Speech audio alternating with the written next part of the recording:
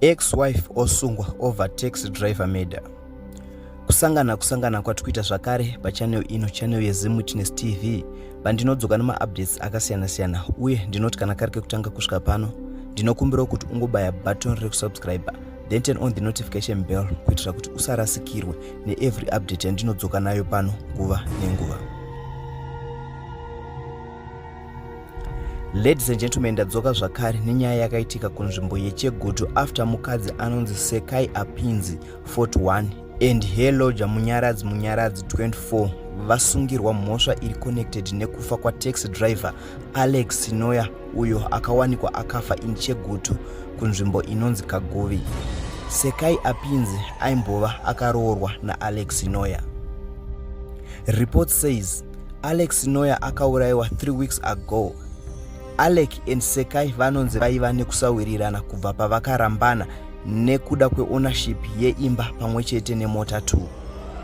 Sekai anonzi akaronga zano rekuataka Sinoya as a way yekumurwadzisa. Sekai akatenga roja rake Munyaradzi kuti ringe richirova nekukuvadza Sinoya zvekuti azosvika pakufamba newheelchair. Munyaradzi anonzi akabva atsvagawo mumwe murume anonzi iye Jeff uyo waakapa task yekuti vange vachibatsirana kukuvadza Sinoya. Plani yavo haina kuzofamba sekudaro. Jeff akarova Alex Sinoya akasiya amubaya nebanga pazvidya, akaita maronda akadzika kwazvo, izvo zvakaita kuti Sinoya azofe.